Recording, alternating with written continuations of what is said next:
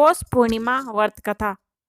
कहा जाता है कि एक दिन श्री कृष्ण जी ने अपनी माता से कहा कि इस भूमंडल पर एक अत्यंत प्रसिद्ध राजा चंद्रहास से पालित अनेक प्रकार के रत्नों से परिपूर्ण कार्तिक नाम की एक नगरी थी। वहां पर धनेश्वर नाम का एक ब्राह्मण था और उसकी स्त्री अति सुशीला रूपवती थी। दोनों ही उस नगरी में बड़े प्रेम के साथ रहते थे।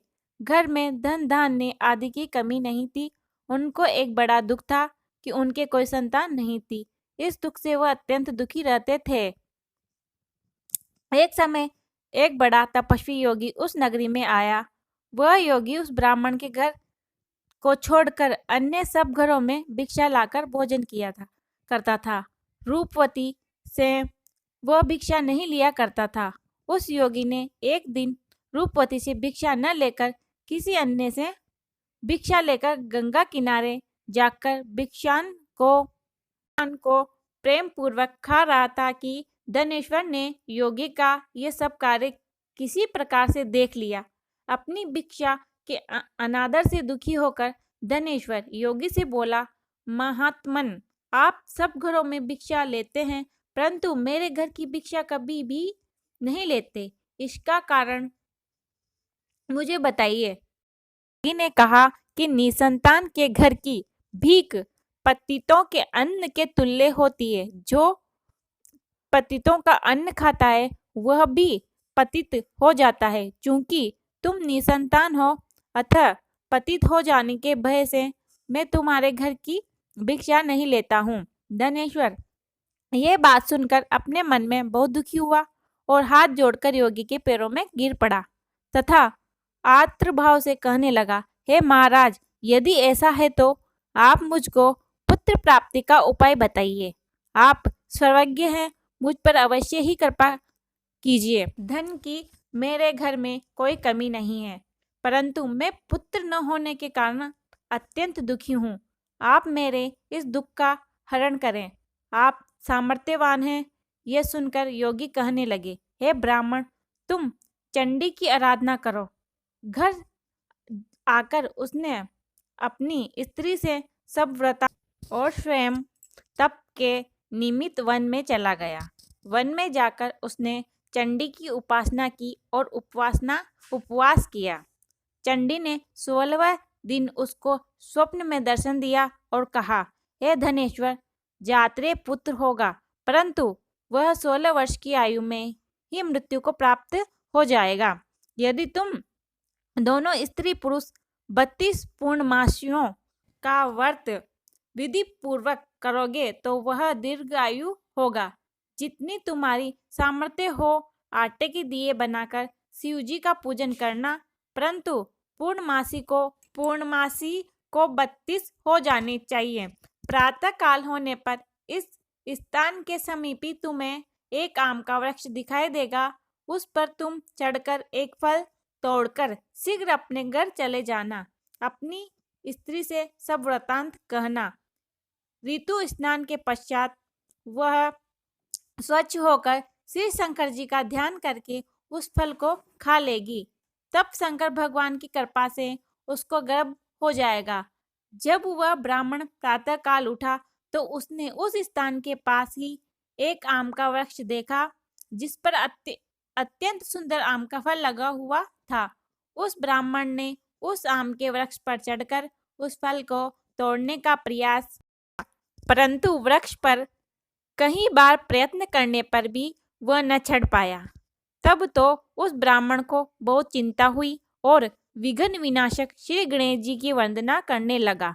हे दयानिधि, अपने भक्तों के विघ्नों का नाश करके उनके मंगल कार्य को करने वाले, दुष्टों का नाश करने वाले, रिद्धि सिद्धि देने वाले, आप मुझ पर कृपा करके इतना बल दें कि मैं अपने मनोरथ को पूर्ण कर सकूं।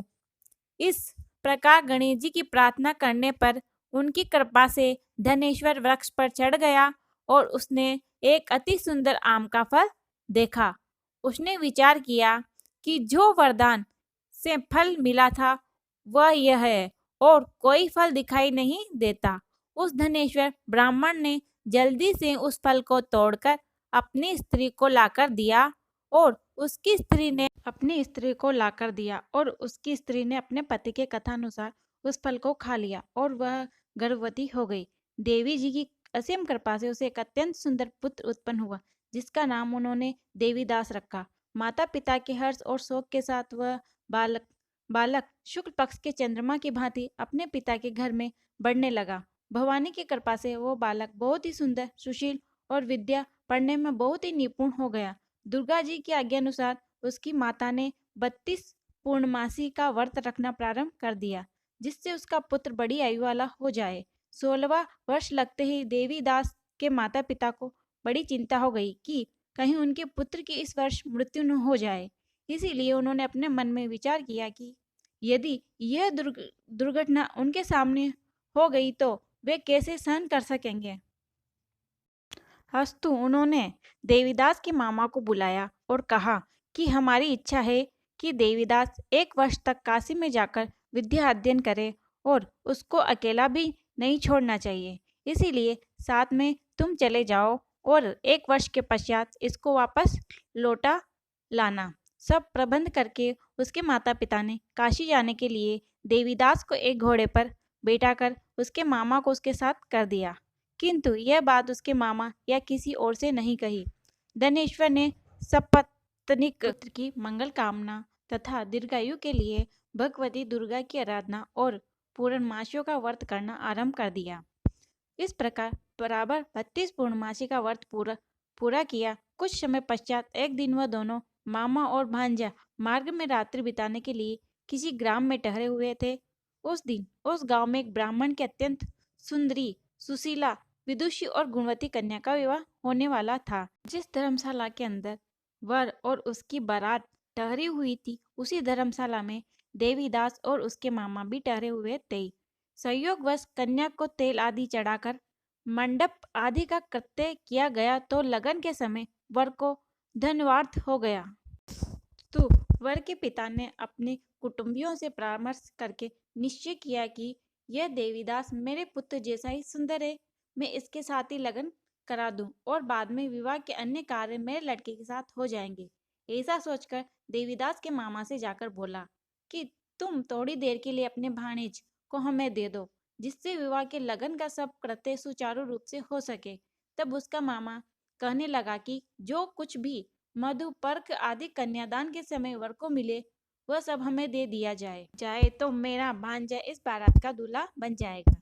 ये बात वर के पिता ने स्वीकार कर लेने पर उसने अपना भांजा वर बनने को भेज दिया और उसके साथ सब विवाह कार्य रात्रि में विधि पूर्वक संपन्न हो गया। पत्नी के साथ वो भोजन न कर सका और अपने मन में सोचने लगा कि न जाने यह कैसी स्त्री होगी। वह एकांत में इसी सोच में गरम निश्वास छोड़ने लगा तथा उसकी आंखों में आंसू भी आ गए। तब वधु ने पूछा कि क्या बात है, आप इतने उदासी और दुखी क्यों हो रहे हैं। तब उसने सब बातें जो वर के पिता व उसके मामा से के बीच हुई थी उसको बतला दी।